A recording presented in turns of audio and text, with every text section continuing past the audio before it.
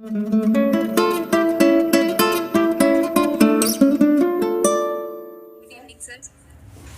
Evening. हाँ जी, welcome to the herbal अर्थ। साਰਿਆਂ ਦਾ ਸਵਾਗਤ ਕਰਦੀ ਹਾਂ ਹਰਬਲ ਅਰਥ ਦੇ ਵਿੱਚ। ਅੱਜ ਜਿਹੜਾ ਸਾਡਾ ਵਿਸ਼ਾ ਹੈਗਾ ਆ ਡੇਂਗੂ ਤੇ ਡਾਕਟਰ ਜਗਤਜੀਤ ਸਿੰਘ ਵੇਖਰੀ ਫਗਵਾੜਾ ਤੋਂ MBBS FAMS FCGP PGD GM doctor ਸਾਹਿਬ ਸਾਡੇ ਨਾਲ ਜੁੜੇ ਹਨ ਤੇ ਜਿਹੜਾ ਕਿ ਬਹੁਤ ਜ਼ਿਆਦਾ ਇਸ ਟਾਈਮ ਡੇਂਜਰ ਚੱਲ ਰਹੀ ਹੈਗੀ ਇਨਫੈਕਸ਼ਨ ਡੇਂਗੂ ਦੀ, ਉਹਦੇ ਕੀ ਇਫੈਕਟਸ ਆ, ਉਹਦੀ ਇਨਫੈਕਸ਼ਨ ਦੇ ਕੀ ਕਾਰਨ ਆ, ਤੇ ਉਹ ਡਾਕਟਰ ਸਾਹਿਬ ਉੱਤੇ ਅੱਜ ਸਾਡੇ ਨਾਲ ਡਿਸਕਸ ਕਰਨਗੇ। ਤੇ ਤੁਸੀਂ ਪਲੀਜ਼ ਆਪਣੇ ਜਿਹੜੇ ਆਪਣੇ ਆਪ ਨੂੰ ਮਿਊਟ ਰੱਖੋ ਤੇ ਆਪਣੀਆਂ ਵੀਡੀਓਜ਼ ਆਫ ਰੱਖੋ ਤੇ ਨੋਟਸ ਰੈਡੀ ਕਰਦੇ ਰਹੋ ਤਾਂ ਕਿ ਕੋਈ ਵੀ ਕੁਐਸਚਨ ਆ ਅਸੀਂ ਫਿਰ end of the discussion doctor ਸਾਹਿਬ ਨਾਲ ਡਿਸਕਸ ਕਰਾਂਗੇ। ਜੀ ਡਾਕਟਰ ਸਾਹਿਬ ਵੈਲਕਮ। हाँ जी, शुक्रिया। सब तो पहला मैं सारे भैन और भरावां नूं सत श्री अकाल कहना है और अज असीं एक बहुत ही इंपॉर्टेंट बीमारी बारे डिस्कस करने जा रहे हैं जिहड़ी कि अजकल पंजाब दे और देश के कई हिस्सों दे विच प्रेवलेंट हो चुकी है और इस तो बचन दे लई और इस तो की उपाय करने हैं उन्हां बारे अज आपां डिस्कस करांगे। तो सब तो पहला मैं दसना चाहना है कि डेंगू फीवर डेंगू नूं डेंगी भी कहते हैं और इस दे बारे आपां जानकारी लेने हैं। डेंगू फीवर एक ट्रॉपिकल डिजीज़ है। ट्रॉपिकल डिजीज़ का मतलब ये आ कि जिहड़ी भूमध रेखा है उहदे आले दुआले उपर और थल्ले ये डिजीज़ ज़्यादा प्रेवलेंट हैगी आ। ये एक RNA वायरस हुंदा जिहदे नाल ये फैलदी है और इहनूं एक ब्रेक बोन फीवर भी कहते हैं। ਇਹਦਾ मतलब ਇਹ ਆ ਕਿ ਜਦੋਂ ਇਹ ਫੀਵਰ ਹੁੰਦਾ ਆ ਤੇ ਇਹਦੇ ਨਾਲ ਇੰਨਾ ਕੁ ਸਰੀਰ ਦੇ ਵਿੱਚ ਦਰਦ ਹੁੰਦਾ ਆ ਕਿ ਜਿਸ ਤਰ੍ਹਾਂ ਹੱਡੀਆਂ ਟੁੱਟਦੀਆਂ ਆ ਇਸ ਤਰ੍ਹਾਂ ਦਾ ਭਿਆਨਕ ਦਰਦ ਹੁੰਦਾ ਹੈ। ਇਹਦੀ ਮੋਰਟੈਲਿਟੀ ਹੈ ਮਤਲਬ ਇਹ ਆ ਕਿ 1 ਤੋਂ 5% ਲੋਕ ਜਿਹੜੇ ਆ ਉਹ ਇਹਦੀ ਲਪੇਟ ਵਿੱਚ ਜਿਹੜੇ ਆਉਂਦੇ ਆ ਉਹ ਜੀਵਨ ਖੋ ਦਿੰਦੇ ਆ ਅਤੇ 1% ਤੋਂ ਘੱਟ ਲੋਕਾਂ ਨੂੰ ਜੇ ਐਡਿਕੁਏਟ ਟ੍ਰੀਟਮੈਂਟ ਮਿਲ ਜਾਂਦੀ ਆ, ਜੇ ਉਹ ਟ੍ਰੀਟਮੈਂਟ ਲੈ ਲੈਂਦੇ ਆ ਤਾਂ ਸਿਰਫ 1% ਤੋਂ ਘੱਟ ਲੋਕਾਂ ਦੀ ਮੌਤ ਹੁੰਦੀ ਆ। ਇਹ ਜਿਹੜੀ ਸਵੀਅਰ ਡਿਜ਼ੀਜ਼ ਇਹਦੇ ਵਿੱਚ ਆਉਂਦੀ ਹੈਗੀ ਆ ਜਿੱਦਾਂ ਕਿ ਡੇਂਗੂ ਸ਼ੌਕ ਸਿੰਡਰੋਮ ਹੈਗਾ ਆ ਔਰ ਡੇਂਗੂ ਹੈਮਰੇਜਿਕ ਡਿਜ਼ੀਜ਼ ਹੈਗੀ ਆ। ਉਹਦੇ ਵਿੱਚ ਮੋਰਟੈਲਿਟੀ ਜਿਹੜੀ ਹੈ ਮੌਤ ਦੀ ਦਰ ਹੈ ਉਹ ਤਕਰੀਬਨ 26% ਹੈ, 1/4 ਤਕਰੀਬਨ ਹੈ। ਡੇਂਗੂ ਜਿਹੜਾ ਆ 110 ਕੰਟਰੀਜ਼ ਦੇ ਵਿੱਚ ਐਂਡੈਮਿਕ ਆ। ਇਹ ਤਕਰੀਬਨ 110 ਕੰਟਰੀਜ਼ ਦੇ ਵਿੱਚ ਹੋ ਜਾਂਦਾ ਹੈ। ਜਿਸ ਤਰ੍ਹਾਂ ਇਹ ਮੈਂ ਦਿਖਾ ਰਿਹਾ ਹਾਂ ਕਿ ਇਹ ਇੱਕ ਮੱਛਰ ਦੇ ਕੱਟਣ ਦੇ ਨਾਲ ਫੈਲਦਾ ਹੈ। ਆਹ ਮੱਛਰ ਹੈ ਜਿਹੜਾ ਕਿ ਜਿਹਦੇ ਧਾਰੀਆਂ ਵਾਲਾ ਮੱਛਰ ਕਹਿੰਦੇ ਆ। ਇਹਨੂੰ ਇਸ ਮੱਛਰ ਦੇ ਨਾਲ ਇਹ ਵਾਇਰਸ ਜਿਹੜਾ ਹੈਗਾ ਆ ਡੇਂਗੂ ਦਾ ਕਾਰਨ ਬਣਦਾ ਹੈ ਉਹ ਸਾਡੇ ਸਰੀਰ ਦੇ ਵਿੱਚ ਚਲਾ ਜਾਂਦਾ ਹੈਗਾ ਆ ਔਰ ਇਹਦੀ ਟ੍ਰਾਂਸਮਿਸ਼ਨ ਜਿਹੜੀ ਹੈਗੀ ਆ ਸਿਰਫ ਮਾਸਕੀਟੋ ਜਾਂ ਟਿਕਸ ਜਿਹੜੀਆਂ ਹੈਗੀਆਂ ਆ ਉਹਨਾਂ ਦੇ ਕੱਟਣ ਦੇ ਨਾਲ ਹੁੰਦੀਆਂ ਆ। ਮਾਸਕੀਟੋ ਜਿਹੜਾ ਮੇਨਲੀ ਆਪਣੇ ਇੰਡੀਆ ਦੇ ਵਿੱਚ ਇਹਨੂੰ ਫੈਲਾਉਂਦਾ ਆ ਉਹਨੂੰ ਅਸੀਂ ਏਡੀਜ਼ ਇਜਿਪਟਾਈ ਕਹਿੰਦੇ ਆ। ਇਹ ਜਿਹੜਾ ਮਾਸਕੀਟੋ ਆ ਜਿਸ ਤਰ੍ਹਾਂ ਮੈਂ ਤੁਹਾਨੂੰ ਪਹਿਲਾਂ ਦੱਸਿਆ ਆ ਕਿ ਭੂਮਧ ਰੇਖਾ ਦੇ 35% ਉੱਪਰ ਤੇ 35 ਡਿਗਰੀ ਥੱਲੇ ਇਹ ਹੁੰਦਾ ਆ ਔਰ ਤਕਰੀਬਨ 3300 ਫੀਟ ਤੱਕ ਇਹ ਮਤਲਬ ਉੱਪਰ ਤੱਕ ਜਾਂਦਾ ਹੈ। ਜਿਹੜੀ ਇਹਦੀ ਫੀਮੇਲ ਮਾਸਕੀਟੋ ਹੈ ਉਹ ਬਾਈਟ ਕਰਦੀ ਹੈ, ਉਹ ਕੱਟਦੀ ਹੈ, ਮੇਲ ਨਹੀਂ ਕੱਟਦਾ। ਜਿਹੜੀ ਫੀਮੇਲ ਹੈ ਉਹਨੂੰ ਆਪਣੇ ਐਗ ਦੇਣ ਦੇ ਵਿੱਚ ਪ੍ਰੋਟੀਨਸ ਦੀ ਲੋੜ ਹੁੰਦੀ ਆ ਔਰ ਉਹ ਪ੍ਰੋਟੀਨਸ ਸਾਡੇ ਬਲੱਡ ਤੋਂ ਲੈਂਦੀ ਹੈਗੀ ਆ ਔਰ ਜਦੋਂ ਇਹ ਇੱਕ ਵਾਰੀ ਕੱਟ ਦਿੰਦੀ ਆ ਤੇ ਜਿਹੜੇ ਆਦਮੀ ਨੂੰ ਬੁਖਾਰ ਹੋਇਆ ਹੁੰਦਾ ਡੇਂਗੂ ਦਾ ਉਹਦੇ ਵਾਇਰਸ ਜਿਹੜੇ ਆ ਉਹ ਇਹਦੇ ਸਰੀਰ ਦੇ ਵਿੱਚ ਚਲ ਜਾਂਦੇ ਆ ਮੱਛਰ ਦੇ ਔਰ 7 ਦਿਨ ਤੱਕ ਇਹ ਇਨਫੈਕਟਿਵ ਹੋ ਜਾਂਦੀ ਆ। 7 ਦਿਨਾਂ ਬਾਅਦ ਅਗਰ ਉਸ ਤੋਂ ਬਾਅਦ ਇਹ ਦੁਬਾਰਾ ਕਿਸੇ ਤੰਦਰੁਸਤ ਆਦਮੀ ਨੂੰ ਕੱਟਦੀ ਆ ਤਾਂ ਉਹਦੇ ਵਿੱਚ ਉਹਨੂੰ ਇਹ ਜਿਹੜੇ ਉਹ ਵਾਇਰਸ ਦੇ ਪਾਰਟੀਕਲਸ ਹੈਗੇ ਆ ਉਹ ਉਹਦੇ ਵਿੱਚ ਟ੍ਰਾਂਸਮਿਟ ਕਰ ਦਿੰਦੀ ਹੈਗੀ ਆ ਔਰ ਇਹ ਤਕਰੀਬਨ ਲਾਈਫ ਟਾਈਮ ਤੇ ਇਨਫੈਕਟਿਵ ਰਹਿੰਦੀ ਆ। ਮਤਲਬ ਜਦੋਂ ਇੱਕ ਵਾਰੀ ਇਹਦੇ ਸਰੀਰ ਦੇ ਵਿੱਚ ਵਾਇਰਸ ਚਲੇ ਗਿਆ ਤਾਂ ਤਕਰੀਬਨ ਇਹਦੀ ਲਾਈਫ ਜਿਹੜੀ ਹੈ ਉਹ 21 ਦਿਨ ਹੁੰਦੀ ਆ। ਔਰ ਇਹਨਾਂ 21 ਦਿਨਾਂ ਦੇ ਵਿੱਚ ਉਹ ਤਕਰੀਬਨ 3 ਵਾਰੀ ਤਕਰੀਬਨ 100 ਦੇ ਕਰੀਬ 100 ਦੇ ਕਰੀਬ ਆਂਡੇ ਦੇ ਦਿੰਦੀ ਹੈਗੀ ਆ। ਤਕਰੀਬਨ ਆਪਣੀ ਲਾਈਫ ਦੇ ਵਿੱਚ 300 ਆਂਡੇ ਇਹ ਇੱਕ ਮੱਛਰ ਜਿਹੜਾ ਆ ਉਹ ਦਿੰਦਾ ਹੈਗਾ ਆ। ਇਹ ਕੱਟਦੀ ਸਾਨੂੰ ਮਾਰਨਿੰਗ ਅਰਲੀ ਮਾਰਨਿੰਗ ਦੇ ਵਿੱਚ ਜਾਂ ਸੂਰਜ ਛੁਪਣ ਤੋਂ ਪਹਿਲਾਂ ਲੇਟ ਈਵਨਿੰਗ ਦੇ ਵਿੱਚ ਕੱਟਦੀ ਹੈਗੀ ਆ। ਆਦਮੀ ਜਿਹੜੇ ਹੈ ਇਨਸਾਨ ਹੈ ਉਹ ਇਹਦੇ ਪ੍ਰਾਇਮਰੀ ਹੋਸਟ ਹੈਗੇ ਆ, ਕਿਉਂਕਿ ਉਹਨਾਂ ਤੋਂ ਹੀ ਇਹ ਵਾਇਰਸ ਜਿਹੜਾ ਆ ਉਹ ਫੈਲਦਾ ਆ। ਪਰ ਇਹ ਨੌਨ ਹਿਊਮਨ ਦੇ ਵਿੱਚ ਪ੍ਰਾਈਮੇਟਸ ਜਿਹੜੇ ਹੈਗੇ ਆ, ਜਿੱਦਾਂ ਬਾਂਦਰ ਦੀ ਜਾਤ ਦੇ ਹੈਗੇ ਐਨੀਮਲਸ, ਉਹਨਾਂ ਦੇ ਵਿੱਚ ਵੀ ਹੋ ਸਕਦੀ ਹੈਗੀ ਆ। ਇਹਦੀ ਇਨਫੈਕਸ਼ਨ ਜਿਹੜੀ ਹੈਗੀ ਆ ਸਿਰਫ ਇੱਕ ਵਾਰੀ ਕੱਟਣ ਦੇ ਨਾਲ ਹੀ ਹੋ ਜਾਂਦੀ ਆ। ਜਦੋਂ ਇੱਕ ਵਾਰੀ ਮਾਸਕੀਟੋ ਜਿਹੜਾ ਹੈ ਫੀਮੇਲ ਮਾਸਕੀਟੋ ਕੱਟਦੀ ਆ, ਉਹਦੇ ਨਾਲ ਇਹ ਸਾਡੇ ਸਰੀਰ ਦੇ ਵਿੱਚ ਵਾਇਰਸ ਐਂਟਰ ਕਰ ਜਾਂਦਾ ਆ ਔਰ ਸਾਡੇ ਸਰੀਰ ਦੇ ਵਿੱਚ ਜਿਹੜਾ ਵਾਇਰਸ ਆ ਉਹ ਫਿਰ ਵਧਣ ਫੁੱਲਣ ਕਰਕੇ ਇਹ ਜ਼ਿਆਦਾ ਸਾਡੇ ਡੇਂਗੂ ਦੀ ਬਿਮਾਰੀ ਫੈਲਾ ਦਿੰਦਾ ਹੈ। ਤੇ ਇਹ ਜਿਹੜੇ ਮੱਛਰ ਹੈਗੇ ਆ ਇਹ ਤਕਰੀਬਨ 100 ਮੀਟਰ ਤੱਕ 110 ਯਾਰਡ ਜਿਹੜੇ ਹੈਗੇ ਆ ਉਦੋਂ ਤੱਕ ਉੜ ਸਕਦੇ ਆ। ਇਹ ਤੋਂ ਜ਼ਿਆਦਾ ਮੁਸ਼ਕਲ ਹੁੰਦੀ ਹੈ ਇਹਨਾਂ ਲਈ। ਇਹ ਜਿਹੜਾ ਫੈਕਟਰ ਹੈਗਾ ਆ ਇਹਨਾਂ ਦੀ ਐਰੈਡੀਕੇਸ਼ਨ ਲਈ ਸਾਨੂੰ ਹੈਲਪ ਕਰਦਾ ਹੈਗਾ ਆ। ਫੀਮੇਲ ਐਡੀਜ਼ ਇਜਿਪਟਾਈ ਜਿਹੜੀ ਮਾਸਕੀਟੋ ਆ ਉਹ ਬਲੱਡ ਲੈ ਕੇ ਤੇ ਫਿਰ ਸਾਡੇ ਸਰੀਰ ਦੇ ਵਿੱਚ ਵਾਇਰਸ ਐਂਟਰ ਕਰ ਦਿੰਦੀ ਆ। ਤੇ ਉਹਦਾ ਜਿਹੜਾ ਵਾਇਰਸ ਹੈਗਾ ਆ ਉਹ ਪਹਿਲਾਂ ਤਾਂ ਮਾਸਕੀਟੋ ਦੇ ਪੇਟ ਦੇ ਵਿੱਚ ਉਹਦੀ ਜਿਹੜੀ ਇੰਟੈਸਟਾਈਨ ਹੈਗੀ ਆ ਉਹਦੀ ਲਾਈਨਿੰਗ ਦੇ ਵਿੱਚ ਚਲ ਜਾਂਦਾ ਹੈ। 8-10 ਦਿਨਾਂ ਬਾਅਦ ਉਹ ਵਾਇਰਸ ਉਹਦੀ ਬਾਡੀ ਦੇ ਵਿੱਚ ਸਪਰੈਡ ਕਰ ਦਿੰਦਾ ਹੈਗਾ ਆ ਔਰ ਸਪਰੈਡ ਹੋ ਕੇ ਸਾਰੀ ਬਾਡੀ ਦੇ ਵਿੱਚੋਂ ਇੱਕ ਸਲਿਵਰੀ ਗਲੈਂਡ ਜਿਹੜੀਆਂ ਉਹਦੀਆਂ ਥੁੱਕਦੀਆਂ ਉਹਦੇ ਮਤਲਬ ਸਲਿਵਰੀ ਗਲੈਂਡ ਥੁੱਕਦੀਆਂ ਨਾੜੀਆਂ ਹੈ ਗਲੈਂਡਸ ਹੈਗੀਆਂ ਉਹ ਥੁੱਕ ਦੇ ਵਿੱਚ ਉਹਦੇ ਆ ਜਾਂਦਾ ਆ। ਜਦੋਂ ਉਹ ਕੱਟਦੀ ਆ ਤੇ ਉਹ ਆਪਣੇ ਥੁੱਕ ਦੇ ਨਾਲ ਹੀ ਉਹਦਾ ਜਿਹੜਾ ਸਲਾਈਵਾ ਹੁੰਦਾ ਆ ਉਹਦੇ ਨਾਲ ਹੀ ਸਾਡੇ ਮਾਸਕੀਟੋ ਜਿਹੜਾ ਆ ਉਹ ਸਾਡੇ ਸਰੀਰ ਦੇ ਵਿੱਚ ਚਲ ਜਾਂਦਾ ਹੈਗਾ ਆ। ਤੇ ਜਿਹੜਾ ਵਾਇਰਸ ਸਾਡੇ ਬਾਡੀ ਦੇ ਵਿੱਚ ਐਂਟਰ ਕਰਦਾ ਆ ਉਹ ਸਾਡੇ ਸਰੀਰ ਦੇ ਵਿੱਚ ਬਲੱਡ ਦੇ ਨਾਲ ਮਿਕਸ ਹੋ ਜਾਂਦਾ ਆ। ਸਾਡੇ ਜਿਹੜੇ ਵਾਈਟ ਬਲੱਡ ਸੈਲਸ ਹੈਗੇ ਆ ਉਹਨਾਂ ਦੇ ਵਿੱਚ ਚਲ ਜਾਂਦਾ ਆ ਔਰ ਉਹਨਾਂ ਦੇ ਵਿੱਚ ਹੀ ਉਹ ਰੈਪਲੀਕੇਟ ਕਰ ਦਿੰਦਾ, ਮਤਲਬ ਵੱਧਦਾ ਆ। 1 ਤੋਂ 2, 2 ਤੋਂ 4, 4 ਤੋਂ 6 ਇਸ ਤਰ੍ਹਾਂ ਉਹ ਵਾਇਰਸ ਜਿਹੜਾ ਹੈ ਉਹ ਵੱਧਦਾ ਆ ਔਰ ਉਹ ਵਧਣ ਦੇ ਕਰਕੇ ਫਿਰ ਸਾਨੂੰ ਇੱਕ ਇਨਫੈਕਸ਼ਨ ਜਿਹੜੀ ਆ ਉਹ ਦੇ ਦਿੰਦਾ ਹੈ।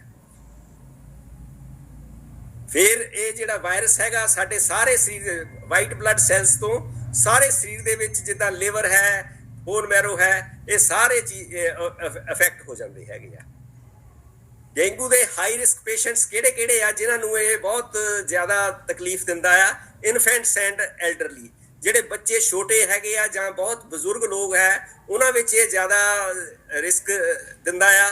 ਜਿਹੜੇ ਓਬੈਸਿਟੀ ਜਿਨ੍ਹਾਂ ਦੀ ਵਜ਼ਨ ਜ਼ਿਆਦਾ ਹੈ, ਮੋਟੇ ਲੋਕ ਹੈ ਉਹਨਾਂ ਵਿੱਚ, ਪ੍ਰੈਗਨੈਂਟ ਲੇਡੀਜ਼ ਹੈ ਉਹਨਾਂ ਦੇ ਵਿੱਚ ਇਹ ਰਿਸਕੀ ਹੈ ਜਾਂ ਪੈਪਟਿਕ ਅਲਸਰ ਡਿਜ਼ੀਜ਼ ਹੈ ਉਹਦੇ ਵਿੱਚ ਜ਼ਿਆਦਾ ਇਹ ਰਿਸਕੀ ਹੈ। ਵੂਮਨ ਜਿਹੜੀਆਂ ਕਿ ਮੈਂਸਟਰੇਟਡ ਹੈਗੀਆਂ ਆ ਜਾਂ ਜਿਨ੍ਹਾਂ ਦੀ ਅਬਨੋਰਮਲ ਵਜਾਈਨਲ ਬਲੀਡਿੰਗ ਹੈ ਉਹ ਵੀ ਇਹ ਹਾਈ ਰਿਸਕ ਦੇ ਵਿੱਚ ਪੇਸ਼ੈਂਟਸ ਆਉਂਦੇ ਆ। ਹੀਮੋਲਿਟਿਕ ਡਿਜ਼ੀਜ਼ ਜਿਨ੍ਹਾਂ ਦੇ ਖੂਨ ਦੀ ਜਿਹੜਾ ਪਤਲਾ ਹੈ ਔਰ ਉਹਨਾਂ ਨੂੰ ਖੂਨ ਵਗਣ ਦੀ ਆਦਤ ਹੈ, ਬਿਮਾਰੀ ਹੈ, ਉਹ ਵੀ ਕੰਜੈਨੀਟਲ ਹਾਰਟ ਡਿਜ਼ੀਜ਼ ਜਿਨ੍ਹਾਂ ਨੂੰ ਜਨਮ ਤੋਂ ਹੀ ਕੋਈ ਹਾਰਟ ਦੀ ਬਿਮਾਰੀ ਹੈ ਉਹ ਵੀ ਇਹਦੇ ਰਿਸਕ ਪੇਸ਼ੈਂਟ ਹਨ। ਕਰੋਨਿਕ ਡਿਜ਼ੀਜ਼ਜ਼ ਜਿਹੜੀਆਂ ਹੈਗੀਆਂ ਡਾਇਬਟੀਜ਼ ਮਲਾਈਟਸ ਹੈ, ਇਸਕੀਮਿਕ ਹਾਰਟ ਡਿਜ਼ੀਜ਼ ਹੈ, ਕਰੋਨਿਕ ਰੀਨਲ ਫੇਲਿਅਰ ਹੈ, ਹਾਈਪਰਟੈਂਸ਼ਨ ਹੈ, ਦਮੇ ਦੀ ਬਿਮਾਰੀ ਹੈ, ਲਿਵਰ ਦੇ ਸਰੋਸਿਸ ਹੈ, ਇਹ ਸਾਰੀਆਂ ਜਿਹੜੀਆਂ ਕਰੋਨਿਕ ਡਿਜ਼ੀਜ਼ਜ਼ ਹੈ ਇਹਨਾਂ ਦੇ ਜਿਹੜੇ ਪੇਸ਼ੈਂਟਸ ਹੈਗੇ ਆ ਉਹ ਵੀ ਹਾਈ ਰਿਸਕ ਪੇਸ਼ੈਂਟਸ ਹੈਗੇ ਆ। ਜਾਂ ਫਿਰ ਜਿਹੜੇ ਪੇਸ਼ੈਂਟਸ ਸਟੀਰੋਇਡ ਲੈਂਦੇ ਆ ਜਾਂ ਨਸੇਡਸ ਜਿਹੜੇ ਦਰਦਾਂ ਦੀਆਂ ਦਵਾਈਆਂ ਕਰੋਨਿਕ ਦਰਦਾਂ ਹੈ ਉਹਨਾਂ ਦੀਆਂ ਦਵਾਈਆਂ ਜਿਹੜੀਆਂ ਲੈਂਦੇ ਆ ਉਹ ਵੀ ਇਹਦੇ ਰਿਸਕ ਪੇਸ਼ੈਂਟ ਹੈਗੇ ਆ। ਇਹਦੇ ਸਾਈਨਸ ਐਂਡ ਸਿੰਪਟਮਸ ਕੀ ਆ, ਕਿਸ ਤਰ੍ਹਾਂ ਇਹ ਪ੍ਰੈਜ਼ੈਂਟ ਕਰਦਾ ਹੈਗਾ? ਇਹ ਬਹੁਤੇ ਡੇਂਗੂ ਫੀਵਰ ਤਾਂ ਇਹ ਸਿੰਪਟੋਮੈਟਿਕ ਹੁੰਦੇ ਆ। ਜਾਂ ਬਹੁਤ ਮਾਈਲਡ ਸਿੰਪਟਮ ਹੁੰਦੇ ਆ ਤੇ ਉਹਨੂੰ ਅਸੀਂ ਅਨਕੰਪਲਿਕੇਟਡ ਫੀਵਰ ਕਹਿੰਦੇ ਆ। ਇਹ ਤਕਰੀਬਨ 80% ਲੋਕਾਂ ਨੂੰ, ਜਿਨ੍ਹਾਂ ਨੂੰ ਇਹ ਮੱਛਰ ਕੱਟਦਾ ਆ, ਉਹ 80% ਲੋਕਾਂ ਦੇ ਵਿੱਚ ਤਕਰੀਬਨ ਇਹੀ ਹੁੰਦਾ ਆ। ਜਿਹੜੀ ਮੋਰ ਸਵੀਅਰ ਇਲਨੈਸ ਹੈਗੀ ਆ, ਉਹ ਸਿਰਫ 5% ਲੋਕਾਂ ਦੇ ਵਿੱਚ ਹੁੰਦੀ ਆ। ਬਹੁਤੇ ਥੋੜੇ ਪ੍ਰਪੋਰਸ਼ਨ ਦੇ ਵਿੱਚ ਇਹ ਇੱਕ ਜੀਵਨ ਥ੍ਰੈਟਨਿੰਗ ਜਿਹੜੀ ਹੈਗੀ ਆ ਬਿਮਾਰੀ ਬਣ ਜਾਂਦੀ ਹੈਗੀ ਆ। ਇਨਕੂਬੇਸ਼ਨ ਪੀਰੀਅਡ ਜਿਹੜਾ ਹੈ, time between exposure and onset of symptoms, ਜਦੋਂ ਮੱਛਰ ਨੇ ਕੱਟਿਆ ਤੇ ਸਾਨੂੰ ਜਿਹੜਾ ਪਹਿਲਾ ਸਿੰਪਟਮ ਹੋਇਆ ਉਹ ਤਕਰੀਬਨ 3 ਤੋਂ 14 ਦਿਨਾਂ ਤੱਕ ਹੁੰਦਾ ਆ, ਪਰ ਮੋਸਟਲੀ ਇਹ 4 ਤੋਂ 7 ਦਿਨਾਂ ਦੇ ਵਿੱਚ ਹੋ ਜਾਂਦਾ। ਮਤਲਬ ਜੇ ਅੱਜ ਤੁਹਾਨੂੰ ਕਿਸੇ ਮੱਛਰ ਨੇ ਕੱਟਿਆ ਤਾਂ ਤਕਰੀਬਨ 4 ਤੋਂ 7 ਦਿਨ ਦੇ ਵਿੱਚ ਉਹਦੇ ਸਿੰਪਟਮ ਜਿਹੜੇ ਹੈਗੇ ਆ ਉਹ ਅਪੀਅਰ ਹੋ ਜਾਣੇ ਆ, ਕਿਉਂਕਿ ਇਹਨਾਂ 4-7 ਦਿਨਾਂ ਦੇ ਵਿੱਚ ਜਿਹੜਾ ਵਾਇਰਸ ਥੋੜਾ ਜਿਹਾ ਵੀ ਉਹ ਸਾਡੇ ਬਲੱਡ ਦੇ ਵਿੱਚ ਗਿਆ ਆ, ਉਹਨੇ ਵਧਣਾ ਸ਼ੁਰੂ ਕਰ ਦੇਣਾ। ਇੰਨਾ ਕੁ ਵੱਧ ਜਾਣਾ ਆ ਕਿ 4 ਔਰ 7 ਦਿਨ ਦੇ ਦਰਮਿਆਨ ਉਹ ਵਾਇਰਸ ਜਿਹੜਾ ਆ ਸਾਨੂੰ ਸਿੰਪਟਮ ਦੇਣ ਦੇ ਯੋਗ ਹੋ ਜਾਂਦਾ ਆ। ਜਿਹੜੇ ਬਹੁਤ ਮੇਨ ਸਿੰਪਟਮ ਹੈਗੇ ਆ, ਇੱਕਦਮ ਸਡਨ ਔਨਸੈਟ ਆਫ ਫੀਵਰ ਹੋ ਜਾਂਦਾ ਆ। ਹੈਡੇਕ ਜਿਹੜਾ ਆ ਉਹ ਇਹਦੇ ਵਿੱਚ ਬਹੁਤ ਜ਼ਿਆਦਾ ਹੁੰਦਾ, ਬਿਹਾਈਂਡ ਦਾ ਆਈਸ, ਅੱਖਾਂ ਦੇ ਪਿਛਲੇ ਪਾਸੇ ਜ਼ਿਆਦਾ ਇਹ ਸਿਰ ਦਰਦ ਹੁੰਦਾ ਆ। ਫਿਰ ਪੱਠੇ ਔਰ ਜੁਆਇੰਟ ਜਿਹੜੇ ਹੈਗੇ, ਜੋੜ ਹੈ, ਉਹਨਾਂ ਦੀਆਂ ਦਰਦਾਂ ਹੋ ਜਾਂਦੀਆਂ। ਜਾਂ ਫਿਰ ਇੱਕ ਮੀਜ਼ਲਸ ਵਾਂਗੂ ਰੈਸ਼ ਜਿਹੜੀ ਹੈਗੀ ਆ ਉਹ ਅਪੀਅਰ ਹੋ ਜਾਂਦੀ ਹੈਗੀ ਆ। ਇਹ ਸਾਰੇ ਆਰਗਨਸ ਹੈਗੇ ਆ ਜਿੱਥੇ ਕਿ ਸਾਨੂੰ ਇਹ ਸਿੰਪਟਮਸ ਜਿਹੜੇ ਹੈਗੇ ਆ ਉਹ ਪ੍ਰੈਜ਼ੈਂਟ ਕਰਦੇ ਹੈਗੇ ਆ। ਬੈਕ ਪੇਨ ਵੀ ਹੋ ਸਕਦਾ ਆ, ਇਸੇ ਲਈ ਕਹਿੰਦੇ ਆ ਕਿ ਬ੍ਰੇਕ ਬੋਨ ਫੀਵਰ ਇਹਨੂੰ। ਤੇ ਫਿਰ ਥੋੜੇ ਲੋਕਾਂ ਦੇ ਵਿੱਚ ਬਹੁਤ ਲਾਈਫ ਥ੍ਰੈਟਨਿੰਗ ਡੇਂਗੂ ਹੈਮਰੇਜਿਕ ਫੀਵਰ ਵੀ ਬਣ ਜਾਂਦਾ, ਜਿਹਦੇ ਵਿੱਚ ਕਿ ਬਲੀਡਿੰਗ ਥਾਂ ਤੇ ਸਰੀਰ ਦੇ ਵਿੱਚ ਹੋ ਜਾਂਦੀ ਆ। ਉਹਦੇ ਵਿੱਚ ਬਲੱਡ ਦੇ ਪਲੇਟਲੈਟਸ ਜਿਹੜੇ ਹੈ ਉਹ ਘਟ ਜਾਂਦੇ ਆ। ਬਲੱਡ ਪਲਾਜ਼ਮਾ ਜਿਹੜਾ ਆ ਉਹ ਲੀਕ ਕਰਨ ਲੱਗ ਪੈਂਦਾ ਆ। ਜਦੋਂ ਬਹੁਤ ਜ਼ਿਆਦਾ ਲੀਕ ਕਰਦਾ ਆ, ਜੋ ਸਾਡੇ ਕੈਵਿਟੀਜ਼ ਦੇ ਵਿੱਚ, ਪਲਿਊਰਾ ਦੇ ਵਿੱਚ ਜਿਹੜੀ ਝਿੱਲੀ ਲੰਗਸ ਦੇ ਦੁਆਲੇ ਹੈ, ਜਾਂ ਪੇਟ ਦੇ ਵਿੱਚ ਜਿਹੜੀ ਝਿੱਲੀ ਹੈ, ਉੱਥੇ ਅਗਰ ਜ਼ਿਆਦਾ ਲੀਕ ਹੋ ਜਾਂਦੀ ਆ, ਪਾਣੀ ਵੱਧ ਜਾਂਦਾ, ਉਹਦੇ ਨਾਲ ਫਿਰ ਡੇਂਗੂ ਸ਼ੌਕ ਸਿੰਡਰੋਮ ਹੋ ਜਾਂਦਾ, ਜਿਹੜਾ ਕਿ ਬਹੁਤ ਡੇਂਜਰਸ ਹੁੰਦਾ ਆ ਕਿ ਉਹਦੇ ਨਾਲ ਜਿਹੜਾ ਬਲੱਡ ਪ੍ਰੈਸ਼ਰ ਹੈਗਾ ਆ ਉਹ ਇੱਕਦਮ ਬਹੁਤ ਘਟ ਜਾਂਦਾ ਹੈਗਾ। ਕਈ ਵਾਰੀ ਗਲੈਂਡਸ ਜਿਹੜੀਆਂ ਹੈਗੀਆਂ, ਲਿੰਫ ਨੋਡਸ ਹੈਗੀਆਂ ਆ, ਉਹ ਵੀ ਨੈਕ ਅਤੇ ਗਰੋਇਨ ਦੇ ਵਿੱਚ ਸੁੱਜ ਜਾਂਦੀਆਂ ਹਨ। ਸੋ ਇਹ ਪਿਕਚਰ ਹੈ ਜਿਹਦੇ ਵਿੱਚ ਦੱਸਿਆ ਗਿਆ ਹੈ ਕਿ ਜਿਹੜਾ ਵਾਇਰੀਮੀਆ ਹੈ, ਜਿਹੜੇ ਵਾਇਰਸ ਹੈਗਾ, ਉਹ ਤਕਰੀਬਨ 1 ਤੋਂ 5 ਦਿਨਾਂ ਦੇ ਵਿੱਚ ਸਾਡੇ ਸਰੀਰ ਦੇ ਵਿੱਚ ਰਹਿੰਦਾ ਆ। ਤੇ ਇਹਦਾ ਜਿਹੜਾ ਟੈਸਟ ਹੈਗਾ ਆ NS1, ਜਿਹੜਾ ਸੀਰਮ ਐਲੀਜ਼ਾ ਟੈਸਟ ਹੈਗਾ ਆ, ਰੈਪਿਡ ਟੈਸਟ ਜਿਹਨੂੰ ਕਹਿੰਦੇ ਆ, ਉਹ 7 ਦਿਨਾਂ ਤੱਕ ਅਸੀਂ ਕਰ ਸਕਦੇ ਹੈਗੇ ਆ। ਜਿਹੜੀਆਂ ਐਂਟੀਬਾਡੀਜ਼ ਬਣਦੀਆਂ ਆ ਉਹ ਤਕਰੀਬਨ 4 ਤੋਂ 10 ਦਿਨ ਤੱਕ IgM ਬਣਦੀਆਂ ਆ, ਜਿਹੜੀਆਂ ਕਿ ਇਮੀਡੀਏਟ ਹੁੰਦੀਆਂ ਆ। ਫਿਰ IgG ਹੈਗੀਆਂ ਆ, ਜਿਹੜੀਆਂ ਉਹ ਵੀ 4 ਤੋਂ 10 ਦਿਨ ਤੱਕ ਬਣਦੀਆਂ ਆ। ਔਰ ਜਿਹੜੀ IgG ਪ੍ਰਾਇਮਰੀ ਇਨਫੈਕਸ਼ਨ ਦੀ ਹੈਗੀ ਆ, ਉਹ ਤਕਰੀਬਨ 7ਵੇਂ ਦਿਨ ਸ਼ੁਰੂ ਹੁੰਦੀ ਆ ਔਰ 10 ਦਿਨ ਤੋਂ ਬਾਅਦ ਤੱਕ ਸਾਡੇ ਸਰੀਰ ਦੇ ਵਿੱਚ ਰਹਿੰਦੀ ਹੈ। ਇਸ ਦੇ ਨਾਲ ਅਸੀਂ ਡਿਸਟਿੰਗੁਇਸ਼ ਕਰ ਸਕਦੇ ਹਾਂ ਕਿ ਇਹ ਜਿਹੜੀ ਇਨਫੈਕਸ਼ਨ ਹੈਗੀ ਆ ਸਾਡੀ ਪ੍ਰਾਇਮਰੀ ਇਨਫੈਕਸ਼ਨ ਹੈ, ਹੁਣੇ ਹੀ ਹੋਈ ਆ, ਜਾਂ ਅੱਗੇ ਵੀ ਸਾਨੂੰ ਕਿਤੇ ਇਨਫੈਕਸ਼ਨ ਹੋ ਚੁੱਕੀ ਆ ਔਰ ਇਹ ਸਾਡੀ ਦੂਜੀ ਵਾਰੀ ਜਾਂ ਤੀਜੀ ਵਾਰੀ ਦੀ ਇਨਫੈਕਸ਼ਨ ਹੈਗੀ ਆ। ਵਾਰਨਿੰਗ ਸਾਈਨਸ ਕੀ ਆ, ਕਿਹੜੇ ਸਾਈਨਸ ਦਾ ਅਸੀਂ ਖਿਆਲ ਰੱਖਣਾ ਆ ਔਰ ਉਹਦੇ ਵਿੱਚ ਡਾਕਟਰੀ ਸਹਾਇਤਾ ਔਰ ਹਸਪੀਟਲ ਦੀ ਸਹਾਇਤਾ ਅਸੀਂ ਲੈਣੀ ਆ। ਉਹ ਇਹ ਆ ਕਿ ਅਬਡੋਮੀਨਲ ਪੇਨ, ਜਿਹਨੂੰ ਬੁਖਾਰ ਦੇ ਵਿੱਚ ਕਿਸੇ ਨੂੰ ਪੇਟ ਦੇ ਵਿੱਚ ਦਰਦ ਹੁੰਦਾ ਆ, ਜਾਂ ਔਨਗੋਇੰਗ ਵੋਮਿਟਿੰਗ ਹੁੰਦੀਆਂ ਰਹਿੰਦੀਆਂ ਆ, ਜਾਂ ਉਹਨਾਂ ਦਾ ਜਿਗਰ ਜਿਹੜਾ ਆ ਉਹ ਵੱਧ ਜਾਂਦਾ ਹੈ, ਜਾਂ ਉਹਨਾਂ ਦੇ ਮੂੰਹ ਦੇ ਵਿੱਚ ਜਾਂ ਮਿਊਕੋਜ਼ਲ ਬਲੀਡਿੰਗ ਹੋ ਜਾਂਦੀ ਆ, ਬਲੱਡ ਆਉਣ ਲੱਗ ਪੈਂਦਾ ਆ। ਜਾਂ ਫਿਰ ਜਦੋਂ ਅਸੀਂ ਟੈਸਟ ਕਰਾਉਂਦੇ ਆ, ਟੈਸਟ ਕਰਾਉਣ ਦੇ ਵਿੱਚ ਜਿਹੜੀ ਉਹਨਾਂ ਦੀ ਹੈਮੈਟੋਕ੍ਰਿਟ ਹੈਗੀ ਆ ਉਹ 20% ਤੋਂ ਜ਼ਿਆਦਾ ਵੱਧ ਜਾਂਦੀ ਹੈਗੀ ਆ, ਤੇ ਜਿਹੜੇ ਪਲੇਟਲੈਟਸ ਹੈਗੇ ਆ ਉਹ ਘਟ ਜਾਂਦੇ ਹੈਗੇ ਆ। ਫਿਰ ਬੋਡੀ ਦੇ ਵਿੱਚ ਲਿਥਾਰਜੀ ਹੋ ਜਾਂਦੀ ਆ, ਬਹੁਤ ਥਕਾਵਟ ਹੋ ਜਾਂਦੀ ਆ, ਉਹਨਾਂ ਦੇ ਹੱਥ ਪੈਰ ਜਿਹੜੇ ਆ ਉਹ ਕੋਲਡ ਐਂਡ ਕਲੈਮੀ ਹੋ ਜਾਂਦੇ ਆ। ਔਰ ਜਿਹੜਾ ਲਿਵਰ ਹੈ, ਜਿਗਰ ਹੈ, ਉਹ ਤਕਰੀਬਨ 2 ਸੈਂਟੀਮੀਟਰ ਤੱਕ ਵੱਧ ਜਾਂਦਾ ਹੈਗਾ ਆ। ਤੇ पेशाब जिहड़ा है वो तकरीबन घट जाता है जां आउंदा नहीं है, और जिहड़ा आउटपुट हैगा वो 4 ਤੋਂ 6 घंटे तक पेशाब मतलब रुक जाता है, नहीं आ रहा। ਇਹ ਇੱਕ ਡੇਂਗੂ ਸਟਾਰਸ ਜਿਹੜਾ ਆ ਕਿਸ ਤਰ੍ਹਾਂ ਸ਼ੁਰੂ ਹੁੰਦਾ ਆ, ਇੱਥੇ ਦੱਸਿਆ ਹੈ ਕਿ ਡੇਂਗੂ ਦੀਆਂ 2 ਕਿਸਮਾਂ ਹੈਗੀਆਂ ਆ, ਇੱਕ ਏਸਿਮਟੋਮੈਟਿਕ ਹੈਗੀ ਆ, ਇੱਕ ਸਿੰਪਟੋਮੈਟਿਕ ਹੈਗੀ ਆ। ਏਸਿਮਟੋਮੈਟਿਕ ਜਿਹੜੀ ਮੈਂ ਤੁਹਾਨੂੰ ਪਹਿਲਾਂ ਦੱਸਿਆ ਕਿ 80% ਲੋਕਾਂ ਨੂੰ ਹੁੰਦੀ ਆ, ਔਰ ਬਾਕੀ ਦੇ ਜਿਹੜੇ 20% ਹੈਗੇ ਆ ਉਹਨਾਂ ਨੂੰ ਸਿੰਪਟੋਮੈਟਿਕ ਹੁੰਦੀ ਆ। ਸਿੰਪਟੋਮੈਟਿਕ ਦਾ ਮਤਲਬ ਉਹਦੇ ਵਿੱਚ ਲੱਛਣ ਹੁੰਦੇ ਆ, ਬਿਮਾਰੀ ਦੇ ਲੱਛਣ ਹੁੰਦੇ ਆ। ਇਹ ਵੀ ਜਿਹੜੀ ਸਿੰਪਟੋਮੈਟਿਕ ਆ ਇਹ ਵੀ 2 ਤਰੀਕੇ ਨਾਲ ਹੁੰਦੀ ਆ। ਇੱਕ ਤਾਂ ਅਨਡਿਫਰੈਂਸ਼ੀਏਟਡ ਫੀਵਰ ਹੈਗਾ ਆ, ਉਹਦੇ ਵਿੱਚ ਮਤਲਬ ਬਹੁਤੇ ਸਿੰਪਟਮ ਨਹੀਂ ਹੁੰਦੇ, ਸਿਰਫ ਥੋੜੇ ਬਹੁਤ ਜਿੱਦਾਂ ਫਲੂ ਵਗੈਰਾ ਹੈ ਉਸ ਤਰ੍ਹਾਂ ਦੇ ਸਿੰਪਟਮ ਹੁੰਦੇ ਆ, ਔਰ ਉਹ ਅਨਡਿਫਰੈਂਸ਼ੀਏਟਡ ਹੈਗਾ ਆ। ਇੱਕ ਦੂਜਾ ਹੈਗਾ ਆ ਡੇਂਗੂ ਫੀਵਰ। ਉਹਦੇ ਵਿੱਚ ਕੀ ਹੁੰਦਾ, ਉਹਦੇ ਵਿੱਚ ਇੱਕ ਹੈਮਰੇਜ ਨਹੀਂ ਹੁੰਦਾ, ਕੋਈ ਮਤਲਬ ਬਲੀਡਿੰਗ ਡਾਇਥੀਸਿਸ ਨਹੀਂ ਹੁੰਦਾ, ਤੇ ਇੱਕ ਹੁੰਦਾ ਜਿਹਦੇ ਵਿੱਚ ਬਲੀਡਿੰਗ ਹੁੰਦੀ ਆ, ਥੋੜੀ ਬਹੁਤ ਬਲੀਡਿੰਗ ਜਿਹੜੀ ਆ ਉਹ ਜਿਸ ਤਰ੍ਹਾਂ ਮੂੰਹ ਦੇ ਵਿੱਚ ਬਲੀਡਿੰਗ ਹੋ ਗਈ, ਪਿਸ਼ਾਬ ਦੇ ਵਿੱਚ ਹੋ ਗਈ, ਜਾਂ ਲੈਟਰਿਨ ਦੇ ਵਿੱਚ ਬਲੀਡਿੰਗ ਹੋ ਗਈ, ਇਸ ਤਰ੍ਹਾਂ ਡੇਂਗੂ ਫੀਵਰ ਦੇ ਵਿੱਚ ਹੋ ਜਾਂਦੀ ਆ। ਇੱਕ ਹੁੰਦਾ ਡੇਂਗੂ ਹੈਮਰੈਜਿਕ ਫੀਵਰ।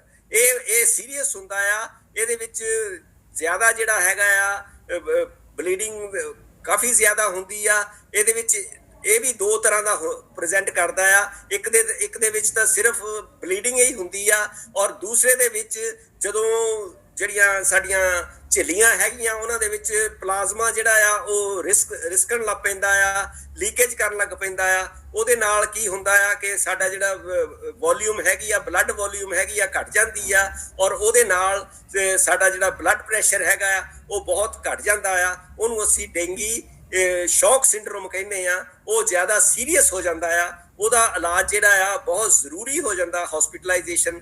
ਔਰ ਇਹ 3 ਤਰੀਕਿਆਂ ਦੇ ਨਾਲ ਅਸੀਂ ਡਿਵਾਈਡ ਕੀਤਾ ਹੈਗਾ ਆ। ਇੱਕ ਤਾਂ ਏਸਿਮਟੋਮੈਟਿਕ ਹੈਗੇ ਆ, ਇੱਕ ਏਸਿਮਟੋਮੈਟਿਕ ਬਿਲਕੁਲ ਹੈਗੇ ਆ, ਜਾਂ ਇੱਕ ਮਾਈਲਡ ਵਾਲੇ ਹੈ, ਇਹਨਾਂ ਨੂੰ ਅਸੀਂ ਏਸਿਮਟੋਮੈਟਿਕ ਸ਼੍ਰੇਣੀ 'ਚ ਦਿੱਤਾ ਆ। ਫਿਰ ਡੇਂਗੂ ਫੀਵਰ ਵਿੱਚ ਦਿੱਤਾ ਆ ਜਿਹੜਾ ਹੈਮਰੇਜ ਤੋਂ ਵਿਦਆਊਟ ਹੈਗਾ ਆ, ਤੇ ਵਿਦ ਹੈਮਰੇਜ ਹੈਗਾ, ਇਹਨੂੰ ਡੇਂਗੂ ਫੀਵਰ ਕਹਿੰਦੇ ਆ। ਤੇ ਇੱਕ ਹੈਗਾ ਡੇਂਗੂ ਹੈਮਰੇਜਿਕ ਫੀਵਰ ਜਿਹੜਾ ਕਿ ਸ਼ੌਕ ਦੇ ਨਾਲ ਵੀ ਹੋ ਸਕਦਾ, ਔਰ ਵਿਦਆਊਟ ਸ਼ੌਕ ਵੀ ਹੈਮਰੇਜਿਕ ਫੀਵਰ ਹੋ ਸਕਦਾ ਹੈਗਾ ਆ। ਇਸ ਤਰ੍ਹਾਂ ਅਸੀਂ ਇਹਦੀ ਡਿਵੀਜ਼ਨ ਕੀਤੀ ਹੋਈ ਆ।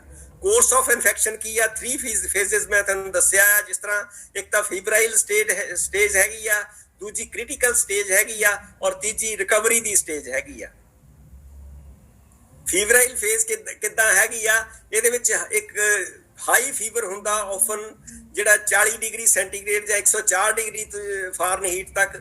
ਬਾਈ ਫੇਜ਼ ਇੱਕ ਇਨ ਨੇਚਰ ਹੈਗਾ ਆ, ਬ੍ਰੇਕਿੰਗ ਐਂਡ ਦੈਨ ਰਿਟਰਨਿੰਗ। ਇੱਕ ਪਹਿਲਾਂ ਹੁੰਦਾ ਆ, ਫਿਰ ਮਤਲਬ ਆਰਾਮ ਆ ਜਾਂਦਾ,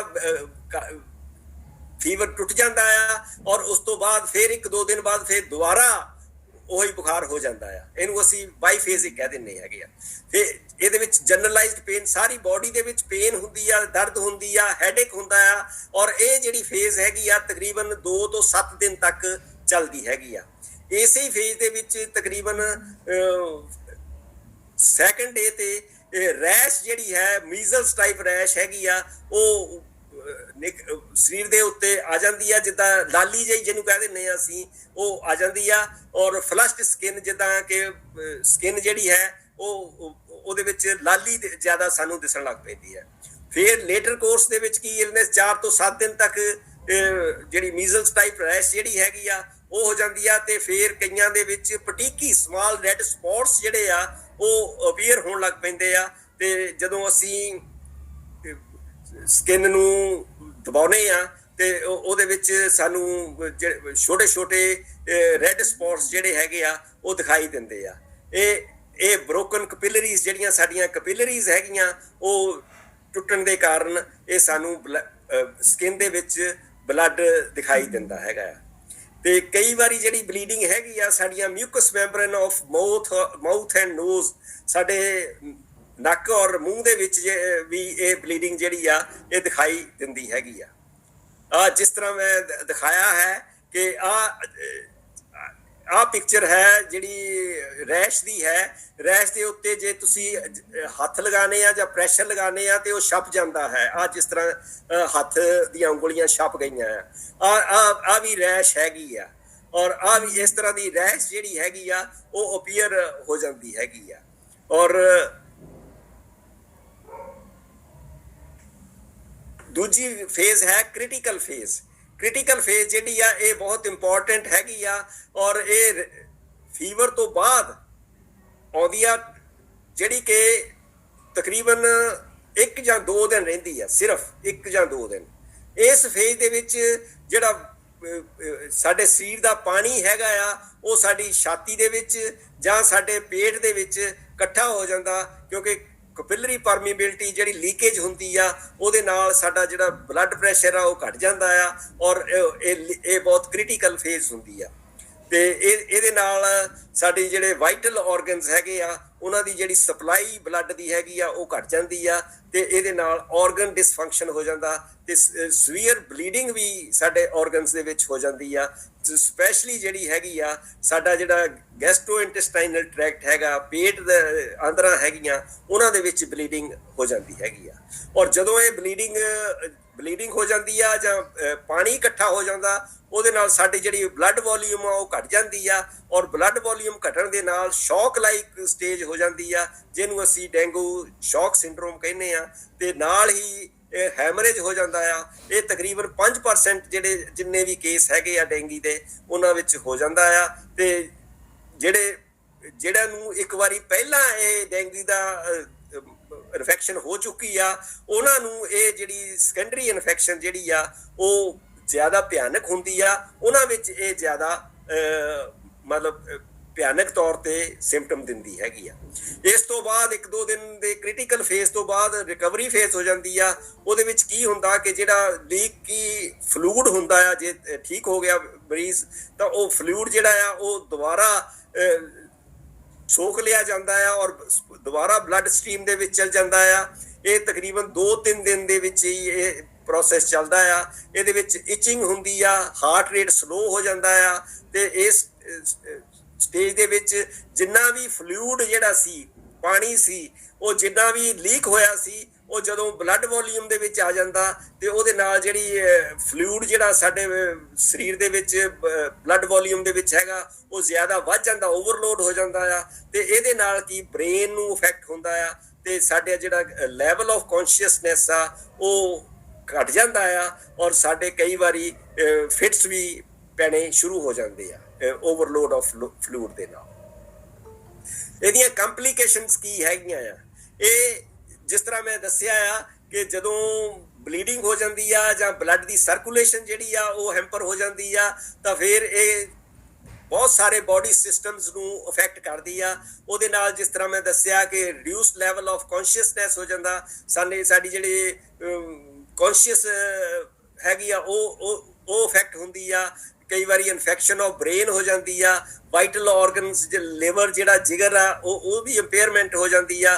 ਕਈਆਂ ਨੂੰ ਟ੍ਰਾਂਸਵਰਸ ਮੈਲਾਈਟਿਸ ਹੋ ਜਾਂਦੀ ਆ, ਜਿਹੜਾ ਸਾਡਾ ਸਪਾਈਨਲ ਕਾਰਡ ਆ ਉਹਦੇ ਵਿੱਚ ਸੋਜ ਆ ਜਾਂਦੀ ਆ। ਗਿਲਨ ਬਾਰੇ ਸਿੰਡਰੋਮ ਹੈ ਜਿਹੜਾ ਕਿ ਲੱਤਾਂ ਔਰ ਮਤਲਬ ਪੈਰਾਂ ਔਰ ਹੱਥਾਂ ਦੇ ਵਿੱਚ ਜਿਹੜੀ ਨਾੜੀਆਂ ਹੈਗੀਆਂ ਆ ਉਹ ਸੁੱਜ ਜਾਂਦੀਆਂ ਆ ਔਰ ਉਹ ਮਤਲਬ ਕੰਮ ਕਰਨਾ ਬੰਦ ਕਰ ਦਿੰਦੀਆਂ ਹੈਗੀਆਂ। ਇਨਫੈਕਸ਼ਨ ਆਫ ਹਾਰਟ ਕਈਆਂ ਨੂੰ ਹੋ ਜਾਂਦੀ ਆ ਜਾਂ ਅਕਿਊਟ ਲਿਵਰ ਫੇਲੀਅਰ ਵੀ ਹੋ ਸਕਦੀ ਹੈਗੀ ਆ। ਇਹ ਕੁਛ ਇੱਕ ਕੰਪਲੀਕੇਸ਼ਨਸ ਹੈਗੀਆਂ ਆ ਜਿਹੜੀਆਂ ਕਿ ਹੁੰਦੀਆਂ ਆ। ਡਾਇਗਨੋਸਿਸ ਕਿੱਦਾਂ ਕਰਨਾ ਆ? ਕਲੀਨਿਕਲੀ ਅਸੀਂ ਦੇਖਦੇ ਹਾਂ ਜਦੋਂ ਫਿਜ਼ੀਕਲ ਐਗਜ਼ਾਮੀਨੇਸ਼ਨ ਕਰਦੇ ਹਾਂ, ਜਿੱਥੇ ਕਿ ਇਹ ਬਿਮਾਰੀ ਆਮ ਹੈ ਉੱਥੇ ਤਾਂ ਠੀਕ ਹੈ। ਅਸੀਂ ਕਿਉਂਕਿ ਡੇਂਗੂ ਦੇ ਪੇਸ਼ੈਂਟ ਆਉਂਦੇ ਆ ਤੇ ਉਹਨਾਂ ਨੂੰ ਅਸੀਂ ਇਮੀਡੀਏਟਲੀ ਸਾਡੇ ਦਿਮਾਗ 'ਚ ਆ ਜਾਂਦਾ ਕਿ ਇਹ ਡੇਂਗੂ ਦਾ ਪੇਸ਼ੈਂਟ ਹੈਗਾ। ਪਰ ਜਦੋਂ ਐਂਡੈਮਿਕ ਨਹੀਂ ਹੁੰਦੇ, ਆਮ ਤੌਰ ਤੇ ਇਹਦੀ ਜਿਹੜੇ ਸਿੰਪਟਮਸ ਹੈਗੇ ਆ ਹੋਰ ਕਈ ਵਾਇਰਲ ਡਿਜ਼ੀਜ਼ਸ ਦੇ ਨਾਲ ਮਿਲਦੇ ਜੁਲਦੇ ਆ। ਤੇ ਇਸ ਕਰਕੇ ਕਈ ਵਾਰੀ ਅਸੀਂ ਡਿਫਰੈਂਸ਼ੀਏਟ ਉਹਨੂੰ ਨਹੀਂ ਕਰ ਸਕਦੇ ਕਿ ਇਹ ਡੇਂਗੀ ਫੀਵਰ ਆ ਜਾਂ ਕੋਈ ਹੋਰ ਵਾਇਰਲ ਫੀਵਰ ਹੈਗਾ ਆ। ਤੇ ਫਿਰ ਜਿਹੜੀ ਇਨਵੈਸਟੀਗੇਸ਼ਨਸ ਹੈਗੀਆਂ ਲੈਬੋਰਟਰੀ ਦੀਆਂ, ਉਹਨਾਂ ਤੋਂ ਸਾਨੂੰ ਸਹਾਰਾ ਥੋੜ੍ਹਾ ਬਹੁਤ ਲੈਣਾ ਪੈਂਦਾ ਹੈਗਾ ਆ। ਇਹਦੇ ਵਿੱਚ ਕੀ ਆ ਕਿ ਜਿਹੜਾ WBC count white blood cell count ਹੈਗਾ ਆ ਉਹ ਘਟ ਜਾਂਦਾ ਆ, ਫਿਰ ਪਲੇਟਲੈਟਸ ਵੀ ਘਟ ਜਾਂਦੇ ਹੈਗੇ ਆ, ਮੈਟਾਬੋਲਿਕ ਐਸੀਡੋਸਿਸ ਹੋ ਜਾਂਦਾ, ਸਰੀਰ ਦੇ ਵਿੱਚ ਤੇਜ਼ਾਬੀ ਮਾਦਾ ਜ਼ਿਆਦਾ ਬਣ ਜਾਂਦਾ ਆ, ਕਈ ਵਾਰੀ ਪਲਾਜ਼ਮਾ ਲੀਕੇਜ ਜਿਹੜੀ ਜਿੱਦਾਂ ਮੈਂ ਦੱਸਿਆ ਆ ਉਹਦੇ ਨਾਲ ਰਾਈਜ਼ਿੰਗ ਹੈਮੈਟੋਕ੍ਰਿਟ ਜਿਹੜੀ ਆ ਉਹ ਵੱਧ ਜਾਂਦੀ ਆ, ਤੇ ਜਿਹੜੀ ਸਾਡੀ ਬਲੱਡ ਦੀ ਐਲਬਿਊਮਿਨ ਹੈਗੀ ਆ ਉਹ ਘਟ ਜਾਂਦੀ ਹੈਗੀ ਆ। ਤੇ ਜੇ ਅਸੀਂ ਐਕਸਰੇ ਵਗੈਰਾ ਕਰਵਾਈਏ ਤਾਂ ਸਾਡਾ ਜਿਹੜਾ ਪਲੂਰਲ ਓਫਿਜਨ ਆ,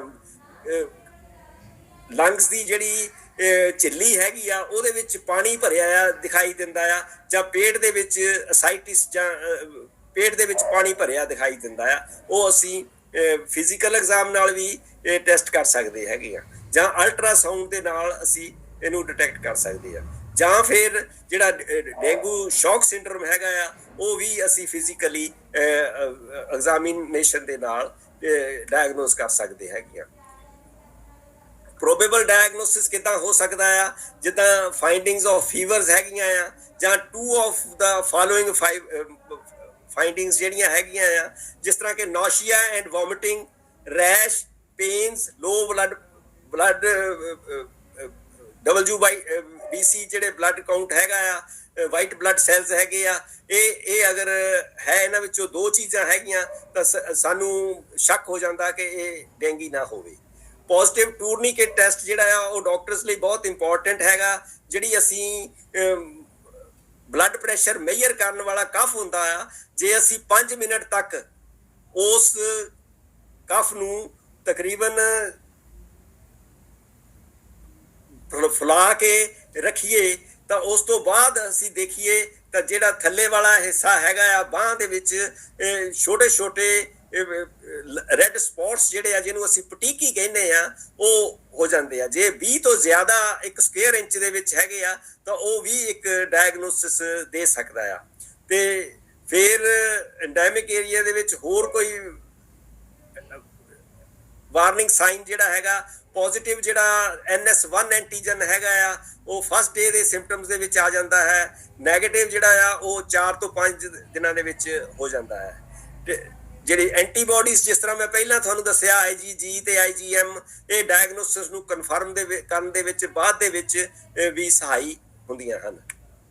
ਤੇ ਆਹ ਟੂਰਨੀਕੇਟ ਟੈਸਟ ਹੈਗਾ ਆ। ਟੂਰਨੀਕੇਟ ਟੈਸਟ ਜਦੋਂ ਕੀਤਾ ਤਾਂ ਇਸ ਤਰ੍ਹਾਂ ਦਾ ਜਿਹੜਾ ਪਟੀਕੀ ਹੈਗਾ ਹੋ ਜਾਂਦੀਆਂ ਹੈਗੀਆਂ। ਇਸ ਤਰ੍ਹਾਂ ਸਾਨੂੰ ਪ੍ਰੈਜ਼ੈਂਟ ਕਰੇਗੀ ਜਦੋਂ ਅਸੀਂ 5 ਮਿੰਟਾਂ ਬਾਅਦ ਦੇਖਦੇ ਹੈਗੇ ਆ ਟੂਰਨੀਕੇਟ ਲਾ ਕੇ। ਫਿਰ ਡਿਫਰੈਂਸ਼ੀਅਲ ਡਾਇਗਨੋਸਿਸ ਕੀ ਆ, ਇਹਦੇ ਨਾਲ ਸਾਨੂੰ ਹੋਰ ਬਿਮਾਰੀਆਂ ਦਾ ਵੀ ਇਸ ਤਰ੍ਹਾਂ ਦਾ ਹੁੰਦਾ ਆ। ਚਿਕਨਗੁਨੀਆ ਹੈ, ਉਹ ਵੀ ਇਸ ਤਰ੍ਹਾਂ ਪ੍ਰੈਜ਼ੈਂਟ ਕਰਦਾ ਹੈ। ਅਦਰ ਵਾਇਰਲ ਇਨਫੈਕਸ਼ਨਸ ਵੀ ਕਰਦੀਆਂ ਆ।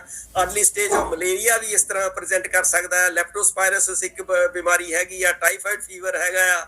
ਮਨਿੰਗੋਕੋਕਲ ਡਿਜ਼ੀਜ਼ ਹੈਗੀ ਆ। ਸਕਰਬ ਟਾਈਫਸ ਹੈਗਾ। ਮਾਈਲਡ ਯੈਲੋ ਫੀਵਰ ਹੈਗਾ ਆ, ਜਾਂ ਵਾਇਰਲ ਹੈਪਾਟਾਈਟਸ। ਇਹ ਸਾਰੀਆਂ ਜਿਹੜੀਆਂ ਬਿਮਾਰੀਆਂ ਹੈ ਡੇਂਗੂ ਫੀਵਰ ਦੇ ਵਾਂਗੂ ਹੀ ਹੁੰਦੀਆਂ ਆ, ਔਰ ਡਾਕਟਰ ਨੂੰ ਇਹਦੇ ਵਿੱਚ ਡਿਫਰੈਂਸ਼ੀਏਟ ਕਰਨਾ ਕਈ ਵਾਰੀ ਔਖਾ ਹੋ ਜਾਂਦਾ ਹੈ ਕਿ ਇਹ ਕਿਹੜੀ ਬਿਮਾਰੀ ਹੈਗੀ ਆ, ਔਰ ਫਿਰ ਇਹਦੇ ਟੈਸਟ ਕਰਕੇ ਇਹ ਪਤਾ ਕੀਤਾ ਜਾ ਸਕਦਾ ਹੈਗਾ।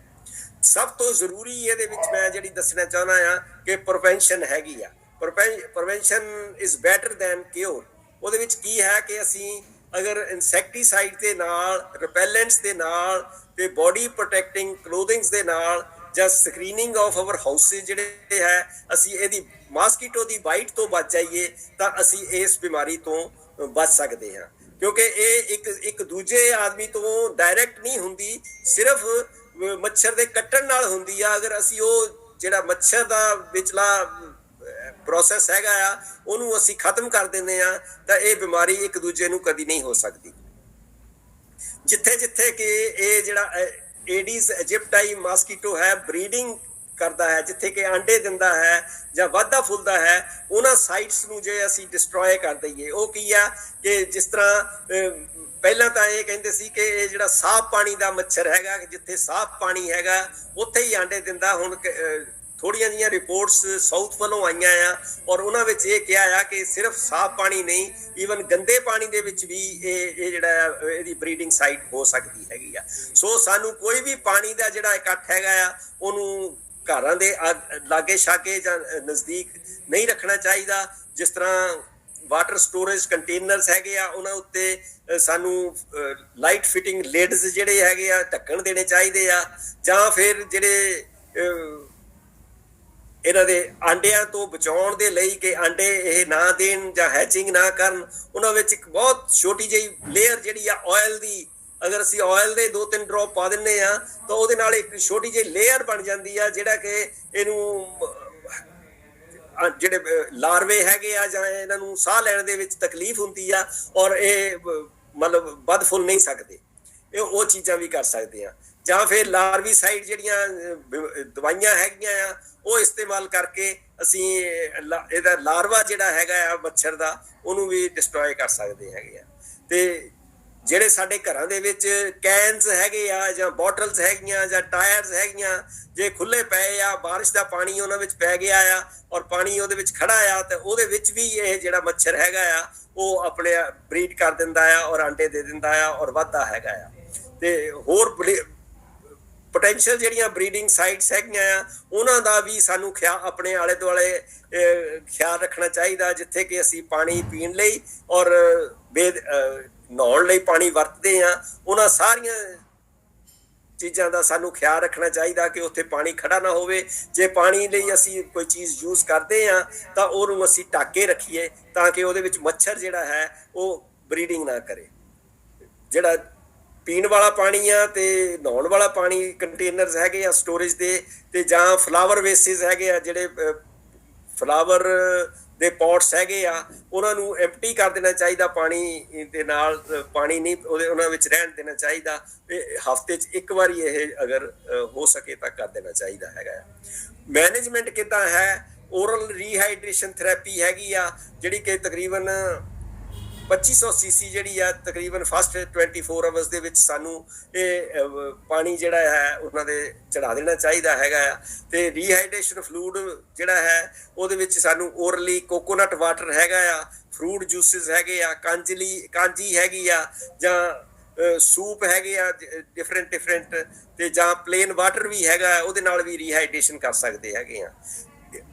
ਫਿਜ਼ੀਕਲ ਰੈਸਟ ਜਿਹੜੀ ਹੈਗੀ ਆ ਉਹ ਬਹੁਤ ਜ਼ਰੂਰੀ ਹੈਗੀ ਆ। ਕੋਈ ਵੀ ਵਾਇਰਲ ਡਿਜ਼ੀਜ਼ ਆ ਉਹਦੇ ਵਿੱਚ ਫਿਜ਼ੀਕਲ ਰੈਸਟ ਜਿਹੜੀ ਆ ਉਹ ਬਹੁਤ ਜ਼ਰੂਰੀ ਹੈਗੀ ਆ। ਫਿਰ ਸਪੰਜਿੰਗ, ਜੇ ਜ਼ਿਆਦਾ ਫੀਵਰ ਹੈ ਤਾਂ ਉਹਨੂੰ ਅਸੀਂ ਤੌਲੀਏ ਦੇ ਨਾਲ ਮਤਲਬ ਅਗਰ ਤੌਲੀਏ ਦੇ ਨਾਲ ਪਾਣੀ ਦੇ ਨਾਲ ਉਹਨੂੰ ਅਗਰ ਅਸੀਂ ਸਾਫ਼ ਕਰਦੇ ਹੈਗੇ ਆ ਜਾਂ ਲਗਾਉਂਦੇ ਹੈਗੇ ਆ ਤਾਂ ਉਹ ਜਿਹੜਾ ਬੁਖਾਰ ਹੈਗਾ ਆ ਉਹ ਘਟ ਜਾਂਦਾ ਹੈਗਾ ਆ। ਤੇ ਇਮੀਡੀਏਟਲੀ ਅਸੀਂ ਪੈਰਾਸਟਾਮੋਲ ਦੀ ਗੋਲੀ ਵੀ ਦੇ ਸਕਦੇ ਆ, ਪਰ ਇਹ ਗੋਲੀਆਂ ਜਿਹੜੀਆਂ ਆ 2 ਤੋਂ ਜ਼ਿਆਦਾ ਨਹੀਂ 6 ਆਵਰ ਲਈ ਦੇਣੀਆਂ।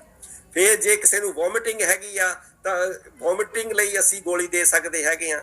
ਤੇ ਇਹਦੇ ਵਿੱਚ ਬਹੁਤ ਜਿਹੜੀ ਇੰਪੋਰਟੈਂਟ ਗੱਲ ਹੈਗੀ ਆ, ਤੇ ਸਟੀਰੋਇਡਸ ਤੇ ਜਿਹੜੇ ਨਸੇਡਸ ਹੈਗੇ ਆ, ਨਸੇਡਸ ਉਹ ਆ ਜਿੱਦਾਂ ਕਿ ਇਬੂਪ੍ਰੋਫਿਨ ਹੈ, ਬਰੂਫਿਨ ਹੈਗੀ ਆ, ਜਾਂ ਸਿਕਲੋਪੈਰਾ ਹੈਗੀ ਆ, ਡਿਕਲੋਫੈਨਿਕ ਹੈਗੀ ਆ। ਇਹ ਜਿਹੜੀਆਂ ਦਰਦ ਦੀਆਂ ਗੋਲੀਆਂ ਹੈਗੀਆਂ ਆ ਇਹ ਸਾਨੂੰ ਅਵੋਇਡ ਕਰਨੀਆਂ ਚਾਹੀਦੀਆਂ ਦੇਣ ਦੇ ਵਿੱਚ ਇਹਨਾਂ ਪੇਸ਼ੈਂਟਸ ਦੇ ਵਿੱਚ। ਫਿਰ ਸਾਨੂੰ ਜਿੰਨੇ ਵੀ ਖੂਨ ਨੂੰ ਪਤਲਾ ਕਰਨ ਵਾਲੀਆਂ ਦਵਾਈਆਂ ਹੈਗੀਆਂ, ਜਿੱਦਾਂ ਕਿ ਐਸਪਰੀਨ ਹੈ, ਕਲੋਪੀਡੋਗਰਲ ਹੈ, ਡਾਈਪ੍ਰੇਡਾਮੋਲ ਹੈ, ਔਰ ਜਿਹੜੇ ਆਲਰੇਡੀ ਲੈਂਦੇ ਵੀ ਹੈਗੇ ਆ ਉਹਨਾਂ ਨੂੰ ਵੀ ਇਹ ਅਵੋਇਡ ਕਰਨੀਆਂ ਚਾਹੀਦੀਆਂ, ਕਿਉਂਕਿ ਜੇ ਖੂਨ ਪਤਲਾ ਹੋ ਜਾਏਗਾ ਤਾਂ ਜਿਹੜੇ ਚਾਂਸਸ ਆਫ ਹੈਮਰੇਜ ਹੈਗੇ ਆ ਉਹ ਇਸ ਵਾਇਰਸ ਦੇ ਨਾਲ ਜ਼ਿਆਦਾ ਪ੍ਰੋਮੀਨੈਂਟ ਹੋ ਜਾਂਦੇ ਆ, ਪ੍ਰੈਵਲੈਂਟ ਹੋ ਜਾਂਦੇ ਆ। ਔਰ ਇਸ ਕਰਕੇ ਇਹਨਾਂ ਜਿਹੜੀਆਂ ਦਵਾਈਆਂ ਹੈਗੀਆਂ ਉਹਨਾਂ ਦਾ ਪਰਹੇਜ਼ ਰੱਖਣਾ ਚਾਹੀਦਾ ਹੈ। ਤੇ ਇਹਦੀ ਜਿਹੜੀ ਕੋਈ ਸਪੈਸੀਫਿਕ ਐਂਟੀਵਾਇਰਲ ਟ੍ਰੀਟਮੈਂਟ ਨਹੀਂ ਹੈ, ਤੇ ਸਪੋਰਟਿਵ ਤੇ ਸਿੰਪਟੋਮੈਟਿਕ ਟ੍ਰੀਟਮੈਂਟ ਇਹਦੀ ਹੁੰਦੀ ਆ। ਤੇ ਇਹਦੀ ਕੀ ਟੂ ਸਕਸੈਸ ਹੈਗਾ ਆ ਕਿ frequent monitoring and changing strategies depending on clinical and laboratory evaluation. ਜਦੋਂ ਅਸੀਂ ਲੈਬੋਰਟਰੀ ਦਾ ਟੈਸਟ ਕਰਦੇ ਆ ਤੇ ਡਾਕਟਰ ਜਿਹੜਾ ਹੈ ਉਹ ਇਹਨੂੰ ਲਗਾਤਾਰ ਵਾਚ ਕਰਦਾ ਹੈ, ਉਹ ਦੇਖਦਾ ਹੈ ਔਰ ਮੋਨੀਟਰ ਕਰਦਾ ਹੈ, ਉਹਦੇ ਨਾਲ ਅਸੀਂ ਇਹਨੂੰ ਟ੍ਰੀਟ ਕਰ ਸਕਦੇ ਹੈਗੇ ਆ।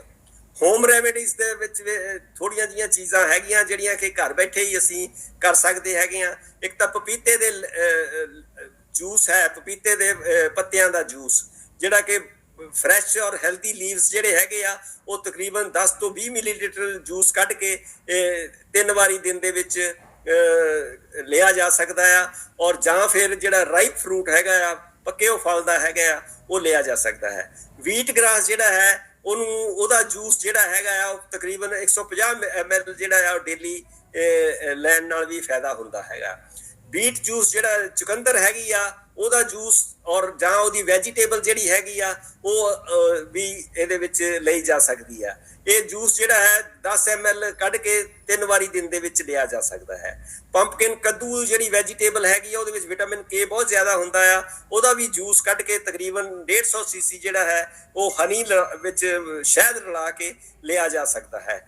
ਗਲੋਏ ਜਿਹੜੇ ਲੀਵਸ ਹੈਗੇ ਆ, ਗਲੋ ਦੇ ਲੀਵਸ ਹੈਗੇ ਆ, ਉਹਦੀ ਤੇ ਸਟੈਮਸ ਦੀ ਜਿਹੜੀ ਆ ਉਹਦੀ ਕਾੜਾ ਬਣਾ ਕੇ 150 ਤੋਂ 2000 ml ਪਾਣੀ ਦੇ ਵਿੱਚ ਉਹਨੂੰ ਕਾੜਾ ਬਣਾਉਣਾ ਹੈਗਾ ਆ। ਤਾਂ ਬਾਅਦ ਦੇ ਵਿੱਚ ਉਹਦੇ ਵਿੱਚ ਤੁਲਸੀ ਜਿਹੜੀ ਆ ਤੇ ਅਦਰਕ ਆ ਉਹ ਪਾ ਕੇ ਅਸੀਂ ਲੈ ਸਕਦੇ ਹੈਗੇ ਆ। ਕਿਵੀ ਫਰੂਟ ਵੀ ਸੁਬਾਹ ਸ਼ਾਮੀ ਇੱਕ ਕਿਵੇ ਫਰੂਟ ਵੀ ਲੈ ਸਕਦੇ ਹੈਗੇ ਆ। ਤੇ ਫਿਰ ਅਨਾਰ ਦਾ ਜੂਸ ਜਿਹੜਾ ਹੈ ਉਹ ਵੀ ਇਹਦੇ ਵਿੱਚ ਫਾਇਦੇ ਦਿੰਦਾ ਹੈ। ਤੇ ਜਿਹੜੀ ਹਾਈਡਰੇਸ਼ਨ ਹੈਗੀ ਆ ਪਾਣੀ ਦੀ, ਉਹ ਪਹਿਲੀਆਂ ਸਟੇਜਾਂ ਦੇ ਵਿੱਚ ਬਹੁਤ ਹੀ ਇੰਪੋਰਟੈਂਟ ਹੈਗੀ ਆ, ਕਿਉਂਕਿ 8 ਤੋਂ 10 ਗਲਾਸ ਜਿਹੜੇ ਪਾਣੀ ਦੇ ਆ ਉਹ ਡੇਲੀ ਲੈਣੇ ਹੀ ਲੈਣੇ ਹੈਗੇ ਆ, ਉਹ ਵੀ ਇਹਦੇ ਵਿੱਚ ਹੈਲਪ ਕਰਦੇ ਹੈਗੇ ਆ। ਹਸਪੀਟਲ ਜਾਣ ਲਈ ਇੰਡੀਕੇਸ਼ਨਸ ਕੀ ਆ ਕਿ ਜਦੋਂ ਕਦੋਂ ਸਾਨੂੰ ਹਸਪੀਟਲ ਦਾ ਸਹਾਰਾ ਲੈਣਾ ਪੈਣਾ ਆ, ਉਹਦੇ ਲਈ ਸਾਨੂੰ ਪਹਿਲਾਂ ਹੀ ਤਿਆਰ ਹੋਣਾ ਚਾਹੀਦਾ ਕਿ ਕਿਹੜੀਆਂ ਸਟੇਜਸ ਹੈਗੀਆਂ ਜਿਹਦੇ ਵਿੱਚ ਹਸਪੀਟਲਾਈਜੇਸ਼ਨ ਜਿਹੜੀ ਆ ਉਹ ਬਹੁਤ ਜ਼ਰੂਰੀ ਹੋ ਜਾਂਦੀ ਆ। ਇੱਕ ਤਾਂ ਜਦੋਂ ਪੇਸ਼ੈਂਟ ਬਹੁਤ ਰੈਸਟਲੈਸ ਹੋ ਜਾਂਦਾ, ਉਹਨੂੰ ਲਿਥਾਰਜੀ ਹੋ ਜਾਂਦੀ ਆ, ਫ੍ਰੀਕੁਐਂਟ ਵੋਮਿਟਿੰਗ ਹੋ ਜਾਂਦੀਆਂ ਆ, ਤੇ 2 ਦਿਨ ਤੋਂ ਜ਼ਿਆਦਾ ਫੀਵਰਾਈਲ ਇਲਨੈਸ ਹੋ ਜਾਂਦੀ ਆ, ਉਹਦੇ ਵਿੱਚ ਸਾਨੂੰ ਹਸਪੀਟਲਾਈਜੇਸ਼ਨ ਕਰਨੀ ਜ਼ਰੂਰੀ ਹੋ ਜਾਂਦੀ ਆ।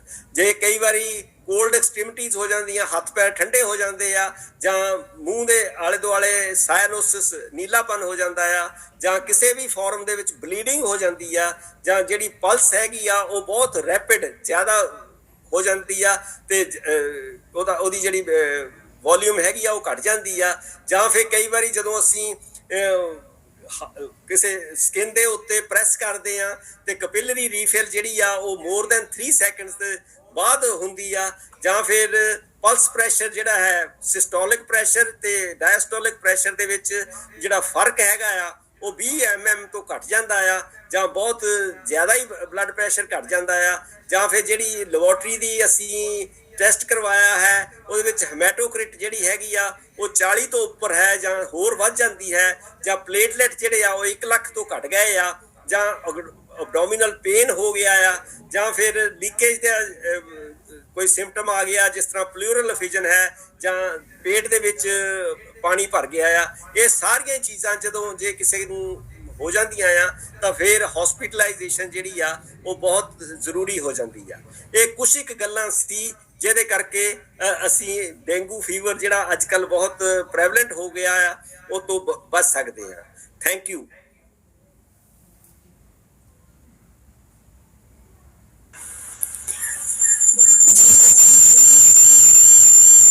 ਅਗਰ ਕਿਸੇ ਦਾ ਕੁਐਸਚਨ ਹੈਗਾ ਤਾਂ ਤੁਸੀਂ ਪਲੀਜ਼ ਪੁੱਛ ਸਕਦੇ ਹੈਗੇ ਆ।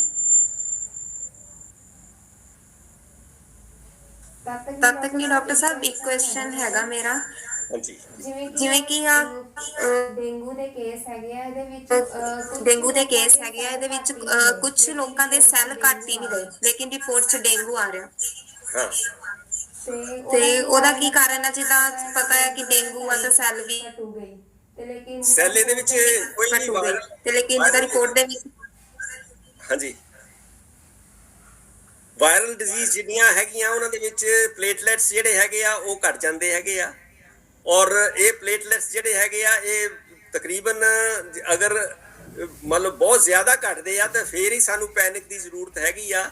ਅਦਰਵਾਈਜ਼ 1 ਲੱਖ ਜਾਂ ਤਕਰੀਬਨ 50,000 ਤੋਂ ਥੱਲੇ ਹੋਣ ਫੇਰ ਸਾਨੂੰ ਕੋਈ ਨਾ ਕੋਈ ਇੰਟਰਵੈਂਸ਼ਨ ਕਰਨੀ ਚਾਹੀਦੀ ਆ। ਉਦੋਂ ਤੱਕ ਸਾਨੂੰ ਕੋਈ ਇੰਟਰਵੈਂਸ਼ਨ ਨਹੀਂ ਕਰਨੀ ਪੈਂਦੀ। ਜਾਂ ਫਿਰ ਕਿਤੇ ਬਲੀਡਿੰਗ ਹੁੰਦੀ ਆ, ਜੇ ਬੋਡੀ ਦੇ ਵਿੱਚ ਕਿਤੇ ਵੀ ਬਲੀਡਿੰਗ ਹੁੰਦੀ ਆ ਔਰ ਉਹਦੇ ਵਿੱਚ ਇਹਦਾ ਜਿਹੜਾ ਮਤਲਬ ਪਲੇਟਲੈਟ ਹੈਗੇ ਆ ਉਹ ਇੰਪੋਰਟੈਂਟ ਹੋ ਜਾਂਦੇ ਆ।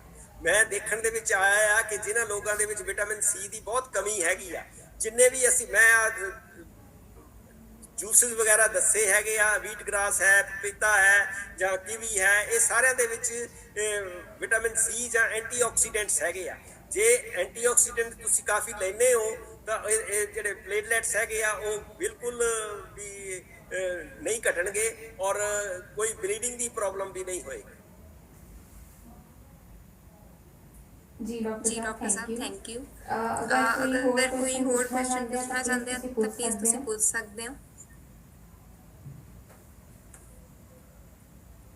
ਜੀ ਡਾਕਟਰ ਸਾਹਿਬ ਆਪਾਂ ਇੱਕ 2 ਮਿੰਟ ਵੇਟ ਕਰ ਲੈਂਦੇ ਹਾਂ, ਅਗਰ ਕੋਈ ਪੁੱਛਣਾ ਚਾਹਵੇ ਤਾਂ ਆਪਾਂ ਉਹਨਾਂ ਦਾ ਕੁਐਸਚਨ ਲੈ ਲੈਂਦੇ ਹਾਂ। ਠੀਕ ਹੈ। ਤੇ ਡਾਕਟਰ ਸਾਹਿਬ ਜਿਵੇਂ ਇਹਦੇ ਵਿੱਚ ਜਿਹੜਾ ਡੇਂਗੂ ਦਾ ਫੀਵਰ ਹੈਗਾ ਜਾਂ ਇਹਦੀ ਇਨਫੈਕਸ਼ਨ ਹੈਗੀ ਆ, ਇਹਦੇ ਵਿੱਚ ਜਦੋਂ ਸਟਾਰਟਿੰਗ ਇਹਦਾ ਬੇਸਿਕ ਸਿੰਪਟਮ ਕੀ ਆ, ਜਿੱਦੋਂ ਸਾਨੂੰ ਇਹ ਜਿੱਦਾਂ ਵੀਕਨੈਸ ਇਹਦਾ ਸਿੰਪਟਮ ਹੈਗਾ ਜਾਂ ਫੀਵਰ? ਸਡਨ ਔਨਸੈਟ ਆਫ ਫੀਵਰ, ਮਤਲਬ ਇੱਕਦਮ ਜਿਹੜਾ ਫੀਵਰ ਸ਼ੁਰੂ ਹੋ ਜਾਂਦਾ ਔਰ ਫਿਰ ਹੈਡੇਕ ਜਿਹੜਾ ਆ ਉਹ ਬਹੁਤ ਇੰਪੋਰਟੈਂਟ ਆ। ਔਰ ਜਿਹੜਾ ਇਹ ਹੈਡੇਕ ਹੁੰਦਾ ਆ ਇਹ ਸਿਰਫ ਅੱਖਾਂ ਦੇ ਪਿੱਛੇ ਪਾਸੇ, ਪਿਛਲੇ ਪਾਸੇ ਅੱਖਾਂ ਦੇ ਪਿਛਲੇ ਪਾਸੇ ਜਿਹੜਾ ਹੈਡੇਕ ਆ ਉਹ ਇਹਦੀ ਖਾਸੀਅਤ ਹੈਗੀ ਆ। ਤੇ ਫਿਰ ਕਈ ਵਾਰੀ ਇੰਨਾ ਕੁ ਦਰਦਾਂ ਇੰਨੀਆਂ ਕੁ ਹੁੰਦੀਆਂ, ਇਹਨੂੰ ਬ੍ਰੇਕ ਬੋਨ ਫੀਵਰ ਵੀ ਕਹਿੰਦੇ ਆ, ਕਿ ਸਰੀਰ ਇੰਨਾ ਕੁ ਟੁੱਟਦਾ ਆ ਕਿ ਜਿੱਦਾਂ ਹੱਡੀਆਂ ਟੁੱਟਦੀਆਂ ਹੁੰਦੀਆਂ ਇੰਨਾ ਕੁ ਦਰਦ ਹੁੰਦਾ ਆ। ਔਰ ਉਹ ਤੋਂ ਸਾਨੂੰ ਪਤਾ ਲੱਗ ਜਾਣਾ ਚਾਹੀਦਾ ਕਿ ਇਹ ਕਿਤੇ ਡੇਂਗੂ ਤਾਂ ਨਹੀਂ ਹੈ। ਤੇ ਫਿਰ ਜਦੋਂ ਅਸੀਂ ਟੈਸਟ ਕਰਵਾਉਂਦੇ ਆ ਤੇ ਉਹਦੇ ਵਿੱਚ ਲੈਬੋਰਟਰੀ ਦੇ ਵਿੱਚ, ਤੇ ਫਿਰ ਸਾਨੂੰ ਪਤਾ ਲੱਗ ਜਾਂਦਾ ਕਿ ਇਹ ਡੇਂਗੂ ਹੈ ਜਾਂ ਨਹੀਂ। ਜੀ doctor Sahib thank you. Doctor ਸਾਹਿਬ ਜਿੱਦਾਂ ਸਟਾਰਟਿੰਗ ਇਹਦਾ ਸਾਨੂੰ ਪਤਾ ਲੱਗ ਗਿਆ ਆ, ਜਿਵੇਂ ਕਿ ਸਡਨ ਆਫ ਜਿਹੜਾ ਫੀਵਰ ਸਾਨੂੰ ਹੋਇਆ, ਤੇ ਇਹਦੇ ਵਿੱਚ ਸਭ ਤੋਂ ਫਸਟ ਜਿਹੜੀ ਡਾਈਟ ਆ ਉਹ ਸਾਨੂੰ ਕੀ ਰੱਖਣੀ ਚਾਹੀਦੀ ਹੈ ਡਾਕਟਰ ਕੋਲ ਜਾਣ ਤੋਂ ਪਹਿਲਾਂ? ਹਾਂ, ਉਹਦੇ ਵਿੱਚ ਇਹ ਆ ਕਿ ਇੱਕ ਤਾਂ ਲਾਈਟ ਜਿਹੜੀ ਹੈਗੀ ਆ ਡਾਈਟ, ਕੋਈ ਵੀ ਹੈ ਉਹ ਡਾਈਟ ਹੋਣੀ ਚਾਹੀਦੀ, ਲਾਈਟ ਹੋਣੀ ਚਾਹੀਦੀ ਆ, ਨਿਊਟ੍ਰੀਸ਼ੀਅਸ ਹੋਣੀ ਚਾਹੀਦੀ ਆ, ਔਰ ਮਤਲਬ ਘਰ ਦੀ ਹੋਣੀ ਚਾਹੀਦੀ ਹੈਗੀ ਆ, ਲੋਕਲ ਹੋਣੀ ਚਾਹੀਦੀ ਹੈ, ਫਲ ਫਰੂਟਸ ਜ਼ਿਆਦਾ ਹੋਣੇ ਚਾਹੀਦੇ, ਵੈਜੀਟੇਬਲਸ ਹੋਣੀਆਂ ਚਾਹੀਦੀਆਂ ਕੱਚੀਆਂ, ਜੂਸ ਵਗੈਰਾ ਜਿਸ ਤਰ੍ਹਾਂ ਮੈਂ ਦੱਸਿਆ ਹੈਗਾ ਕਿ ਜਿੰਨੇ ਵੀ ਜੂਸਿਸ ਦੱਸੇ ਆ ਉਹ ਲੈਣੇ ਚਾਹੀਦੇ ਆ। ਤੇ ਅਗਰ ਲਾਈਟ ਹੋਏਗੀ ਤੇ ਨੈਚੁਰਲੀ ਬਾਡੀ ਦੇ ਉੱਤੇ ਇੱਕ ਸਿੰਪਲ ਚੀਜ਼ ਹੈਗੀ ਆ ਕਿ ਜਦੋਂ ਵੀ ਸਾਡੀ ਬਾਡੀ ਕਿਸੇ ਸਟ੍ਰੇਨ ਦੇ ਵਿੱਚ ਹੈਗੀ, ਸਟ੍ਰੈਸ ਦੇ ਵਿੱਚ ਹੈਗੀ ਆ, ਤੇ ਸਾਡੀ ਜਿਹੜੀ ਆਂਦਰਾਂ ਹੈਗੀਆਂ ਜਾਂ ਪੇਟ ਦੀ ਪਾਚਨ ਕਿਰਿਆ ਹੈਗੀ ਆ ਉਹਨੂੰ ਸਾਨੂੰ ਸਟਾਪ ਕਰਨਾ ਚਾਹੀਦਾ। ਕਿਉਂਕਿ ਜਦੋਂ ਅਸੀਂ ਪਾਚਨ ਕਿਰਿਆ ਵੱਲ ਜ਼ਿਆਦਾ ਖਿਆਲ ਕਰਦੇ ਆ ਤਾਂ ਸਾਡੀ ਜਿਹੜੀ ਇਮਿਊਨਿਟੀ ਹੈਗੀ ਆ ਉਧਰ ਸਾਡਾ ਸਰੀਰ ਘੱਟ ਖਿਆਲ ਕਰਦਾ ਹੈ। ਅਗਰ ਅਸੀਂ ਪਾਚਨ ਕਿਰਿਆ ਵੱਲ ਘੱਟ ਖਿਆਲ ਰੱਖਾਂਗੇ ਤੇ ਸਾਡੀ ਇਮਿਊਨਿਟੀ ਜਿਹੜੀ ਹੈਗੀ ਆ ਉਹ ਸਟਰੋਂਗ ਹੋਏਗੀ ਔਰ ਸਾਡੀ ਬਾਡੀ ਜਿਹੜੀ ਆ ਸਾਨੂੰ ਰਿਪੇਅਰ ਕਰਨ ਦੇ ਵਿੱਚ ਮਤਲਬ ਜ਼ਿਆਦਾ ਹੈਲਪ ਕਰੇਗੀ। ਤੇ ਜੇ ਅਗਰ ਰੈਸਟ ਐਂਡ ਡਾਈਜੈਸਟ ਜਿਹੜੀ ਹੈਗੀ ਆ ਉਹ ਪੇਟ ਵੱਲੋਂ ਹੋਣਾ ਚਾਹੀਦਾ ਤੇ ਫਿਰ ਹੀ ਅਸੀਂ ਆਪਣੀ ਇਮਿਊਨਿਟੀ ਜਿਹੜੀ ਆ ਉਹਨੂੰ ਸਟਰੋਂਗ ਕਰ ਸਕਦੇ ਹਾਂ। ਜੀ ਡਾਕਟਰ ਸਾਹਿਬ ਥੈਂਕ ਯੂ। ਮੇਰੇ ਹਿਸਾਬ ਨਾਲ ਕਿਸੇ ਦਾ ਕੁਐਸਚਨ ਹੈ ਨਹੀਂਗਾ। ਵੈਸੇ ਵੀ ਤੁਸੀਂ ਜਿੰਨੀ ਵੀ ਇਨਫੋਰਮੇਸ਼ਨ ਡਾਕਟਰ ਸਾਹਿਬ ਡੇਂਗੂ ਤੇ ਸ਼ੇਅਰ ਕੀਤੀ ਆ, ਤੇ ਉਸ ਤੋਂ ਬਾਅਦ ਕੋਈ ਹੈ ਨਹੀਂ ਇਦਾਂ ਦਾ ਕਿ ਪੁਆਇੰਟ ਸਾਨੂੰ ਨਾ ਕਲੀਅਰ ਹੋਇਆ ਹੋਵੇ, ਪ੍ਰੋਪਰ ਸਾਨੂੰ ਇਨਫੋਰਮੇਸ਼ਨ ਇਸ ਚੀਜ਼ ਦੀ ਮਿਲੀ ਹੈਗੀ। ਥੈਂਕ ਯੂ ਵੈਰੀ ਮਚ ਤੁਹਾਡਾ। ਅੱਜ ਦਾ ਆਪਾਂ ਜਿਹੜਾ ਸੈਸ਼ਨ ਹੈ ਇੱਥੇ ਸਟਾਪ ਕਰਦੇ ਹਾਂ ਤੇ ਨੈਕਸਟ ਫੇਰ ਆਪਾਂ ਕੋਈ ਜਿਹੜਾ ਲੇਟੈਸਟ ਇਨਫੈਕਸ਼ਨ ਚੱਲ ਰਹੀ ਹੈਗੀ ਉਹਦੇ ਤੇ ਹੋਵਾਂਗੇ ਤੇ ਡਿਸਕਸ਼ਨ ਕਰਾਂਗੇ। ਅੱਜ ਲਈ thank you very much doctor ਸਾਹਿਬ। ਸ਼ੁਕਰੀਆ, ਮਿਹਰਬਾਨੀ ਜੀ। Thank you. Good evening sir. Good evening sir.